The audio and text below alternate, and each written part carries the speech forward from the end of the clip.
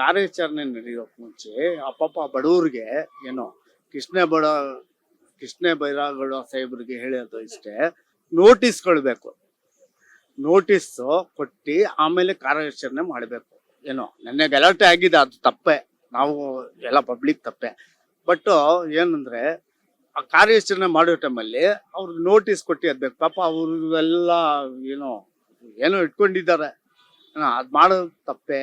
ಅದಕ್ಕೆ ಕೃಷ್ಣ ಬೈರೇಗೌಡ ಸಾಹೇಬ್ರು ಕೇಂದ್ರ ಸರ್ಕಾರಕ್ಕೆ ನಾನು ಮನವಿ ಮಾಡ್ತೀನಿ, ಫುಟ್ಪಾತ್ ಅಲ್ಲಿ ಬದುಕೋರಿಗೆ ಕಷ್ಟ ಕೊಡಬಾರ್ದು. ಅವ್ರ ಜೀವನ ಹೆಂಗ್ ಮಾಡಿದ್ರು, ನೀವು ಗೌರ್ಮೆಂಟ್ ಕೆಲಸ ಕೊಡ್ಬೇಕು. ಇಲ್ಲ ಅಂದ್ರೆ ಇದು ಕಾರ್ಯಾಚರಣೆ ಮಾಡಿ ಇದು ನಾವು ಎದ್ಬಿಡ್ತೀವಿ ಅಂದ್ರೆ ಅದು ತಪ್ಪಲ್ವಾ ಅಮ್ಮ? ತಪ್ಪೇ ತಾನೆ. ಯಾವತ್ತು ಏನೋ ನಾನು ಗೌರ್ಮೆಂಟ್ ಸರ್ಕಾರಕ್ಕೆ ಹೇಳೋದು ಅದೇ, ಮನವಿ ಮಾಡೋದು ಏನೋ ತರ ಬಡವ್ರಿಗೆ ಬದುಕಕ್ ಕೊಡಿ.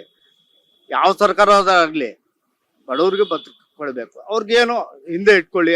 ಏನೋ ಒಂದು ಬಂದು ಆ ಬುಲ್ಡೋಸರ್ ತಂದು UP ತರ ಸರ್ಕಾರ ಮಾಡೋದು ತಪ್ಪಲ್ವಾ? ತಪ್ಪೇ ತಾನೆ.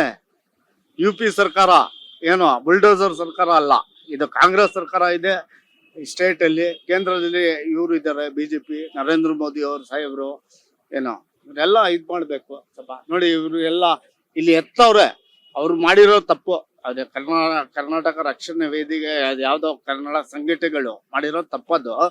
ಆದ್ರೂ ಅವ್ರಿಗೆ ಒಂದು ನೋಟಿಸ್ ಕೊಟ್ಟು ತೆಗೀರಪ್ಪ ಅಂತ ಬಂದು ಬುಲ್ಡೋಸರ್ ಹಾಕಿ ಅದು ಬುಲ್ಡೋಸರ್ ಇಂದ ಹೊಡೆದಿ ಎಲ್ಲ ತಪ್ಪು.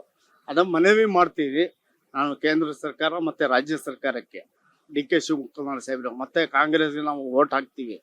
ಬಡವ್ರಿಗೆ ಬದುಕಕ್ ಕೊಡ್ಬೇಕು ಅಷ್ಟೇ.